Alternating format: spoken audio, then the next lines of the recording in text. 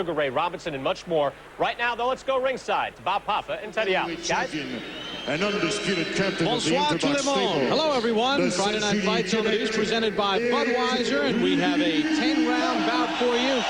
Juan Carlos Viloria squaring off against Éric Lucas from the Molson Center, and there is Juan Carlos. He is 32 years of age, fighting out of Colombia. He's 18-4-2, and he has 13 knockouts in his professional boxing career. He took this fight on 2 weeks' notice, and his opponent tonight from St. Julie, Canada, Éric Lucas, 27-3-3 with 9 knockouts, and the referee for this evening's bout as well. And there you get a look at Viloria.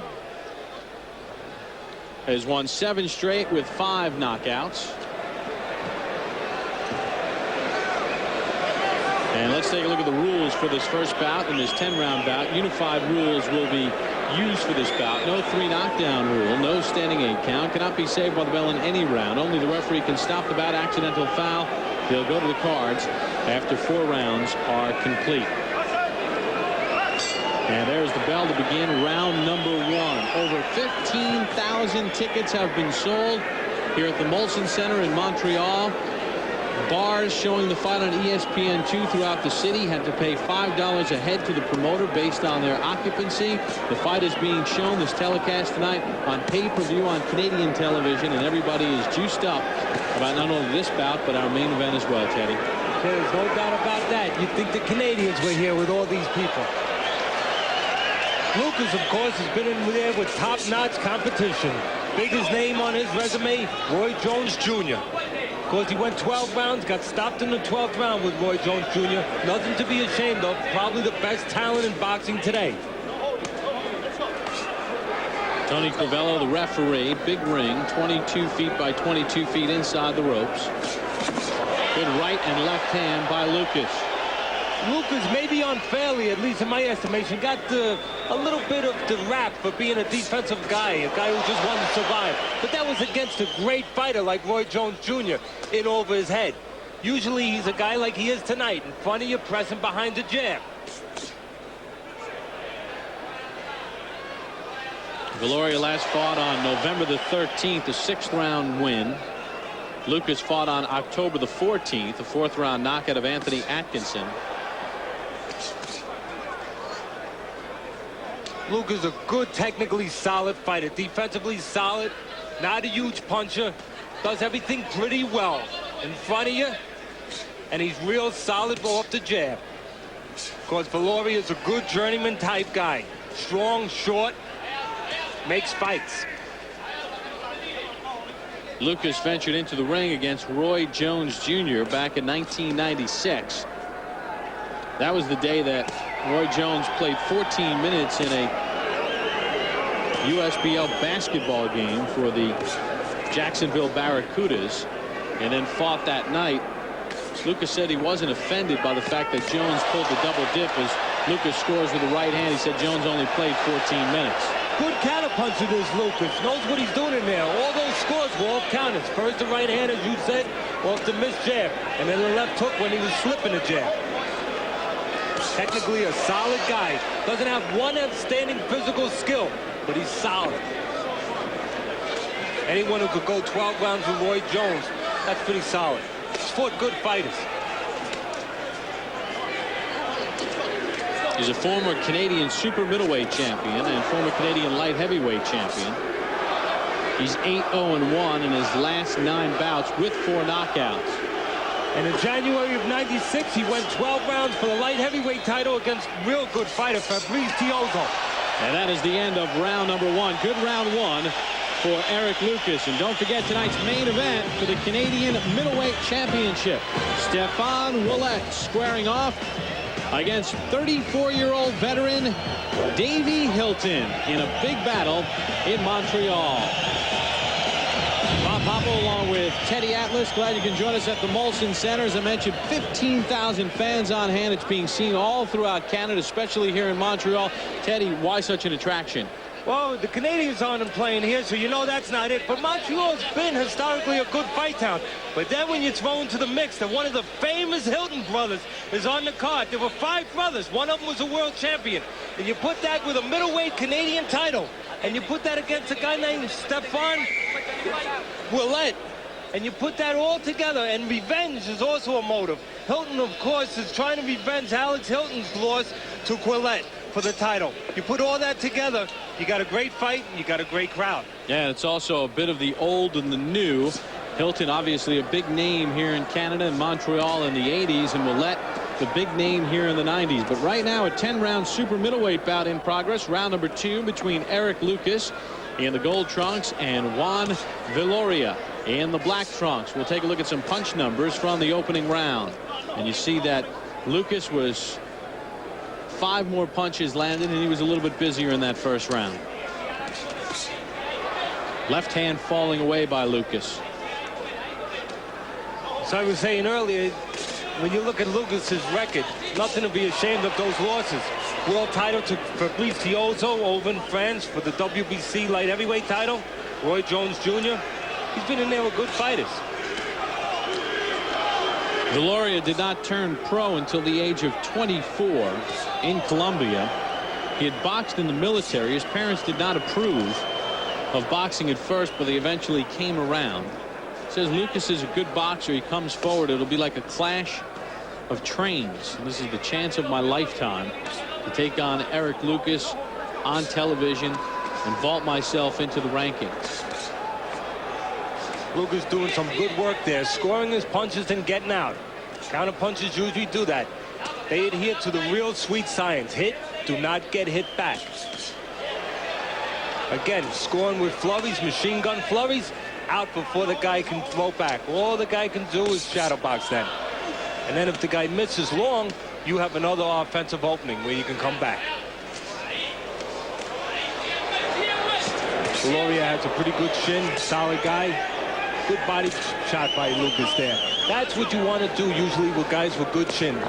Start to cut that tree down. Start to bang that body. Even some of the great Mexican fighters of the past that have solid concrete chins, you start hitting them in the body, you can turn things around sometimes. How about Viloria backing Lucas up a little bit? That's his style. Lucas has been in there where he doesn't mind that because he'll take what you give him. You give him a little opening, he'll back up to get a punch in. As long as he's in charge, as long as he's navigating what's going on in there, as long as he's the field general. Lucas not a big puncher, as we showed you the knockout ratio earlier. 9 knockouts in his 33 pro bouts, but 4 of those knockouts have come in his last 9. As you mentioned, Viloria took this fight on quick notice. A couple guys that I was told turned it down. Murphy Sosa, Omar Shika. Real good, solid fighters. Don't want to fight the style of a Lucas. Difficult guy to fight. Well, as we come to the end of round number 2, Juan Viloria not backing down against Canada's own Eric Lucas. Back in Montreal, Canada, round number 3 underway in this 10-round super middleweight bout between Eric Lucas in the gold and Juan Viloria of Monteria, Colombia. Viloria knows only one gear. First gear, come forward. Take a look at some punch numbers in the second round only. And you see Viloria not as busy, but he was a bit more accurate, landing 4 more punches. And so far through the fight, Viloria landing at 41%, and Lucas threw 32% through the first 2 rounds. Lucas had some good wins on his resume, too. Not only those losses to top fighters, but Richard Frazier, who now is a #1 rated light heavyweight, he beat him in a 10-round fight. Beat Kevin Pompey, which is a name that you probably would know, although he beat him last year, about a year ago, and Pompey, not the same boxer he was, say, in the early 90s. Got to be careful, and you got to be cautious with Viloria. He just caught before Lucas with a left hook. Lucas was getting a little sleepy inside, backing out straight. Viloria will take whatever way he can get a punch in. He's a rough and tumble guy, a journeyman type guy. That's why a guy like him, Bob, can take a fight on quick notice. Always in the gym, doesn't have a great record. He has to be ready, has to have his bags ready and packed. Undefeated guy, he has the privilege of being able to know well in advance when he's going to fight. But a guy like this, he has to be ready to travel at a moment's notice. You know what? Traveling is not anything that's strange to him. He's 6-0 in 98. And you know where his last fights were? Colombia, Venezuela, Caracas, Brazil, Aruba. Got a lot of frequent flyer miles. Well, Viloria is 6-0 with 4 knockouts in 1998. He's been busier since he came to the United States under Tudo Zabala. This is his 7th fight of the year. Again, you could see Lucas looking for that counter right hand. He did it tricky that time. He slipped to his left like he was going to throw a left hook, and he threw the right hand on top. Tricky guy, Lucas. Doesn't look like it, but he knows technically everything in there he needs to know. That's how he's able to win. He's not physically a great fighter. He's nice and solid. There's that right hand. That time he threw it up top. See, he can lead with right hands like that because he does it when the guy starts to jab. He knows his distance is okay. Other guys do it from too far away. They leave themselves open. He throws it again. He might be going to the well a little too much because Viloria can then make an adjustment and say, okay, I know he's going to throw that right hand. I'll feint my left hand and I'll counter him. Well, he's tried it, but he's missed a couple of times. A better round number 3 for Eric Lucas. Teddy, let's take a look at some of the right hands from Eric Lucas. Yeah, he knows how to set them up. He waits till the guy's at the right distance, and bang, he leads with the right hand. Usually a no-no, but if the distance is right, you don't leave yourself open. And we begin round number 4 of this 10-round super middleweight bout. And what he did do there, as we saw in that replay, was he leaned in enough so that the counter right from Viloria went past him.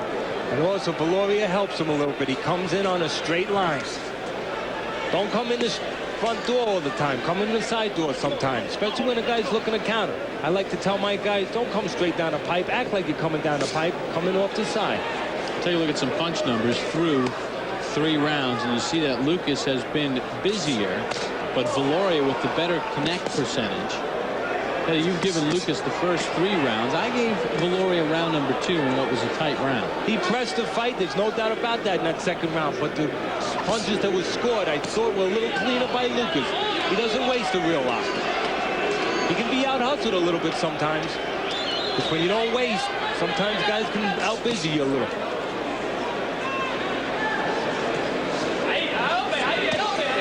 Good misses there. That's what you want to do. But you want to come up with something when you make the guy miss. Especially when you're down low like that. Guy's punching down. He must be leaving himself open. Viloria moving in again as he rips off his right hand. With left hook to the body. Of the losses Lucas has had, only 3 losses, 27 wins. They've all been on the road. Never beaten in Canada. Florida, France, and Pennsylvania were the sites of his 3 losses. It's not only because he likes home cooking. Some of those better fighters were on the road. That's right. Let's be honest here now. If Roy Jones Jr. was fighting in Canada, I think he'd win here too.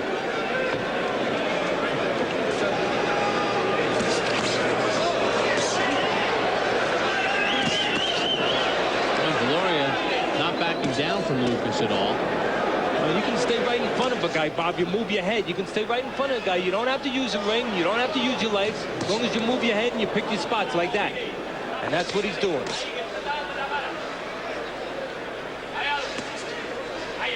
Willie Pep used to do that, a lot of people would say. Stay in front of you and make you miss. The old-timers would say, couldn't hit the guy in the backside with a handful of buckshot.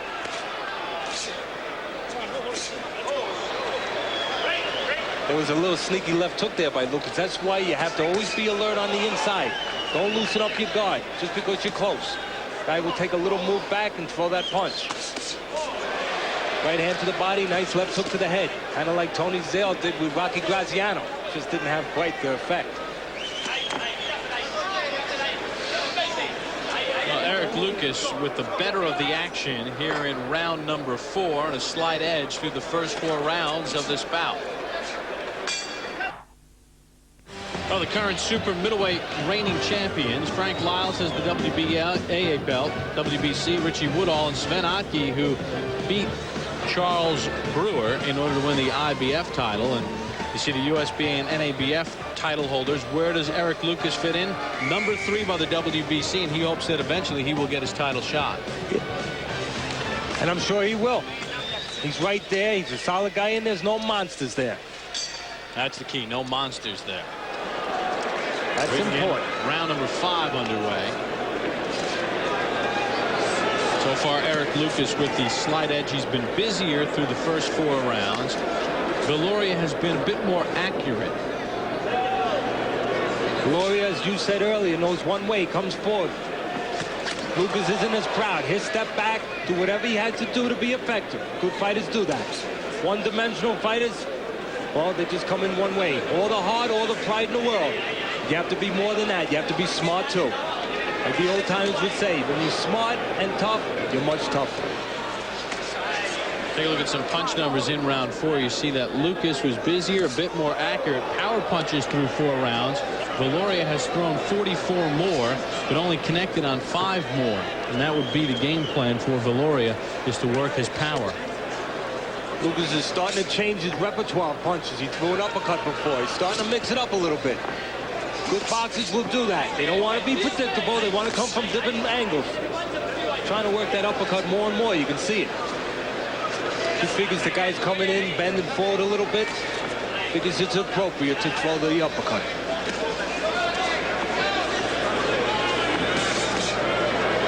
Quick scoring punches by Lucas. No power. Just wants to be able to control the pace. There have been no knockdowns to this point in the bout. Neither man has been hurt. There's a nice combination from Lucas. The only way a guy like Lucas will score a knockdown is he catches you perfect. Counter punches can do that. They make you miss, they can catch you perfect. Some body work from Viloria.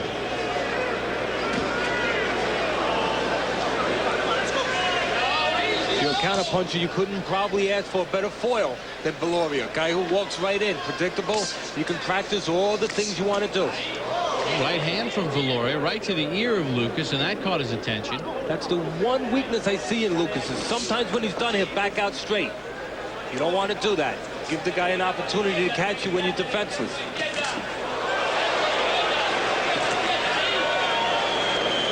I think Donald Curry found that out against Mike McCollum some years ago. He was winning early, stepped back straight after throwing a punch. McCollum caught him a left hook. Different than boxing. Boxing, you can only make one mistake sometimes. You don't get a second chance like baseball to come to the plate again. Well, after a very solid nearly first 2 minutes of this round, it's Viloria who's carried the action to the end of this round. You wonder if that would be enough to steal the judges' scorecards. He's working, no doubt about it. Midway point of this bout, Eric Lucas and Juan Viloria. Lucas knows when something's good, and that right uppercut was good. He waited till the guy got close enough, and then he threw it. He tried to throw something up top, but the guy was too close. So what did he do? This time he gave himself a little room, and he stepped back. Tried to create room after that right uppercut. And we begin round number 7 of this 10-round super middleweight bout between Juan Viloria and Eric Lucas. By far the best round of the fight, round number 6, and it went in favor of Lucas. And you see Lucas wasted no time starting with what he finished with, the right uppercut in this round. He sees that Viloria is coming forward, bull-like, leading forward a little bit. Uppercut is made for that. See the numbers through 6 rounds. How about in round 6? Lucas landed 56% of his punches. He landed 21 more punches than Viloria. And the right uppercut right there has been finding the mark. What he needs to do now, Bob, is put something on top of it. Put a left hook on top of it. Or if he has a real well-trained right hand, put a right hand on top of it. But put something on top of it. You pick the guy's head up, make sure it don't come down. Like that. Put a left hook on top of it. Come on, Lucas. That time he got over anxious, a little too far away. You better be careful because you are susceptible to a counter if you try a lead uppercut and miss. Yes. Tell Michael Nunn about that. That's how he lost his title to James Toney some years ago. How about Buster Douglas against Evander Holyfield? Yes. That's a real good example for the heavyweight title. Evander saw that uppercut. He stepped back, made the right uppercut by Buster Douglas miss, and he counted.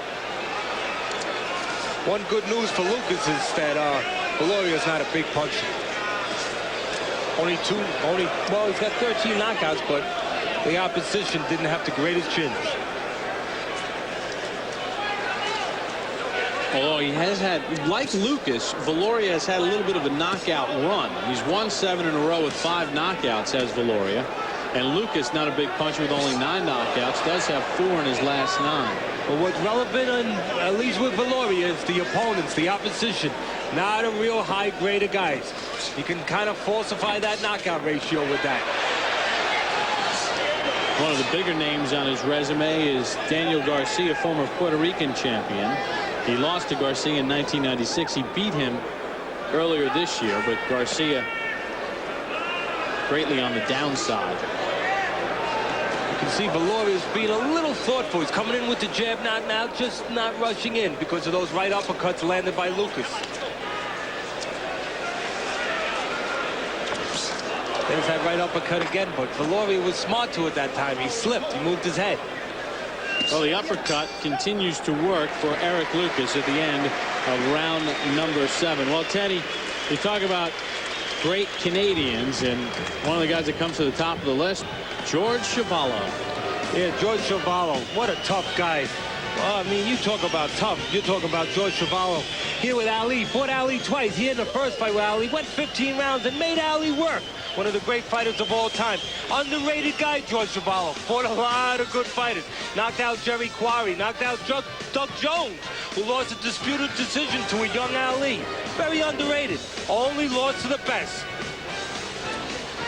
Well, you talk about Montreal, you have to remember this one. June the 20th, 1980. That is the press ticket. Joe Carnicelli, who works for CompuBox and is here tonight, was covering for UPI. There were 46,000 fans at the Olympic Stadium in Montreal. It was a rainy night. They had to hand out hefty bags to keep the well-to-do's fur coats from getting wet.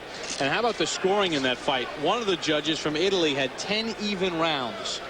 Well, I don't know how you get 10 even rounds, but you know what they say in boxing. They say when a guy gives 10 even rounds, he's looking to do something a little funny at the end of the night. That's his way of being able to all of a sudden pull off an upset. How about the records going into the fight? Leonard was 27-0 and Duran was 70-1.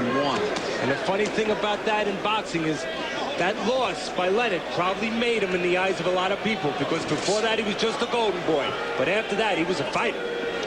Well, power punches have been a key. There have not been a lot of jabs in this fight from either man, and you see Lucas throwing nearly 70 more power shots and landing so many more. The percentage may be the same, but Lucas has landed the effective shots, and the uppercuts have hit home runs all night.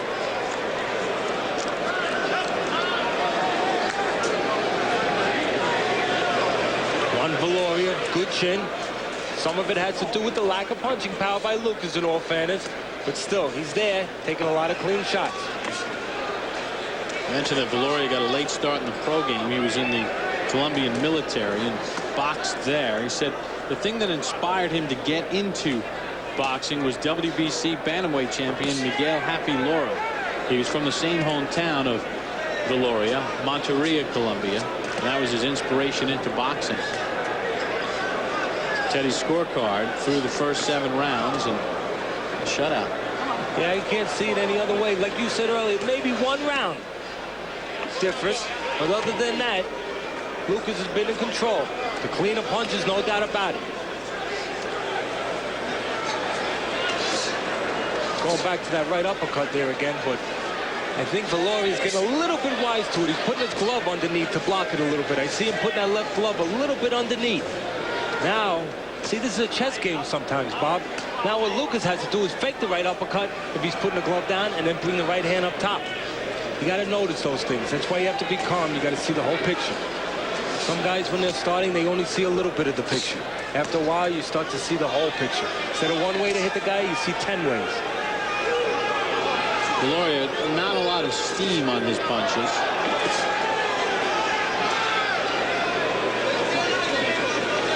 That Lucas is smart like most counter punchers are. On the inside, he doesn't see what he wants. He ties the guy up or he smothers the guy. No macho stuff with Lucas. He just wants to be productive. Again, you see the uppercut scored.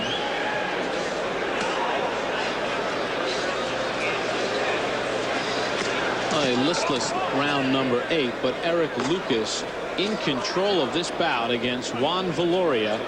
Final 2 rounds to come. The Molson Center in Montreal, Canada. Over 15,000 fans on hand and thousands watching across the country as Éric Lucas and Juan Viloria begin round number 9. Everybody here for the main event, Davey Hilton and Stéphane Ouellet. You know that old saying, the calm before the storm. Well, that might be what's happening here tonight. This fight's not a firefight, but I think the next fight is going to be a firefight. Well, the punch numbers in round 8. It was not a spectacular round for either man, and Lucas a bit more accurate. The best round of this fight for Viloria, probably round number 2. Round 6 and 7 dominated by Lucas with thunderous uppercuts, but Viloria has not hit the canvas. You mentioned earlier, Viloria took this fight on quick notice. A guy like him always have to be in the gym, be ready. But also, when you're calm, Bob, when you've been around the corner a couple times, you don't get tired because you don't get excited. I know guys the old days, they used to come in off the street and box 5-6 rounds. Not because they were in shape, but because they don't get excited. They're calm. They don't waste energy. Saw from that stat distance, not a problem for Lucas. 15 of his bouts have gone past 8 rounds. There's that right uppercut, mouthpiece out of the mouth of Viloria. The referee should wait for a law in action. I guess because they were tied up, he figured that was a good time to do it. So they'll rinse it off. Referee Tony Crivello getting it straightened out. You got to get some water and rinse it off. And Juan Viloria embarks upon the rest of round number 9 with not much success. Lucas back to that right uppercut, but nobody has told him in the corner, I have to assume, to put something on top of it. Even when you're not a big puncher, if you put them together, you can start to get results. So after he throws the uppercut, what's the next punch that should follow? Left hook and then a right hand on top of that left hook. You got his head in position, take advantage of it.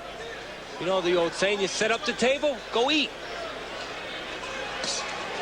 A lot of eating done yesterday. Happy Thanksgiving, everybody, by the way. Yes.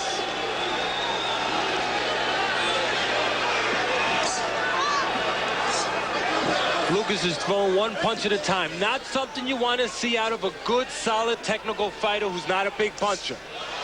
There's that right uppercut again. He tried to throw the hook on top that time. Waited too long. Viloria was already out of range. He's not going to wait around. But with all of that said, Éric Lucas continues his domination of Juan Viloria as Lucas gets stronger as each round goes by.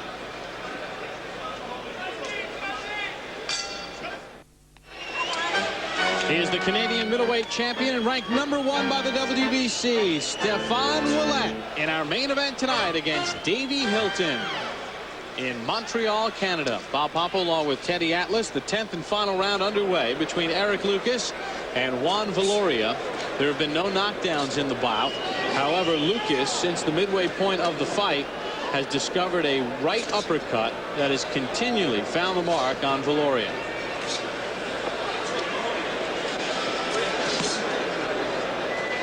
Usually when Lucas does something, there's usually a meaning behind it. He just missed the right hand to the body.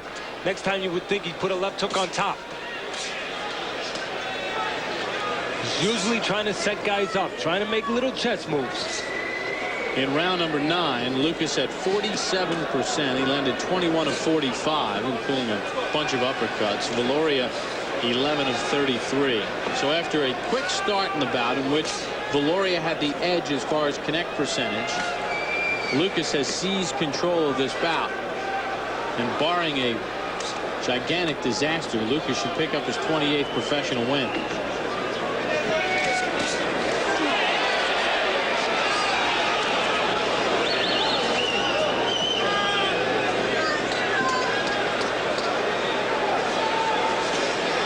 Viloria never stopped trying. Always there. One of the reasons is because Lucas is not a real big puncher.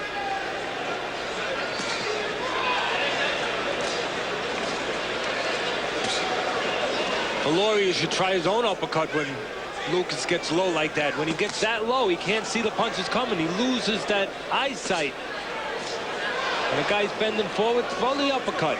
He loses eye contact with you. 1 minute to go in the bout. Of course, then you can turn things around, even if you're not a big puncher. Because if you got a guy leaning forward, doesn't see the punch, you can really affect him. Does not have time to register the punch coming.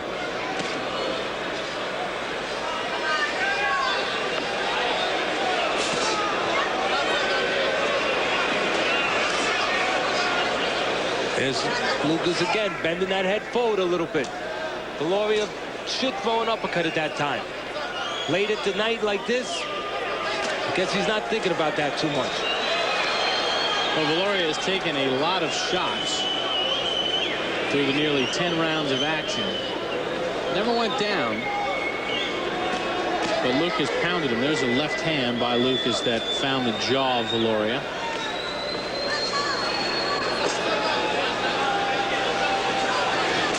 And Eric Lucas will accomplish his goal of getting another victory. Ranked number 3 by the WBC, Eric Lucas and Juan Viloria have completed 10 rounds in the super middleweight division. Let's find out what the judges thought when we return to Montreal after this timeout. Friday Night Fights on the Deuce.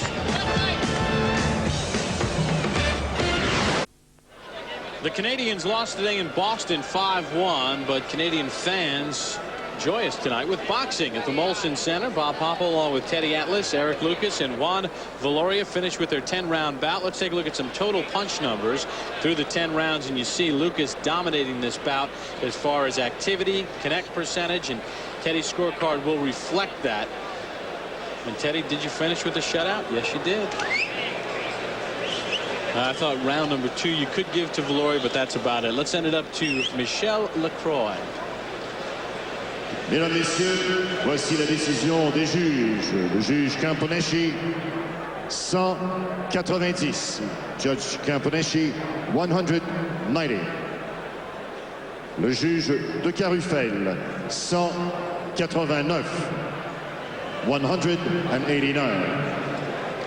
Le juge Uchi, 189. 189. Par décision unanime et toujours champion international en titre de la WBC, Éric Lucas. He is now 28-3-3 against Juan Viloria, and Teddy, 2 of the judges had it 100-89, so they gave a 2-point round despite the fact that there were no knockdowns.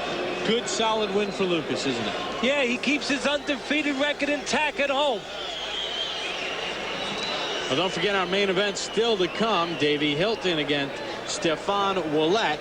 And don't forget we got Sugar Ray Robinson still on tonight's show. You can't beat that. Let's check back in with Brian and Max. What do you guys think of Eric Lucas?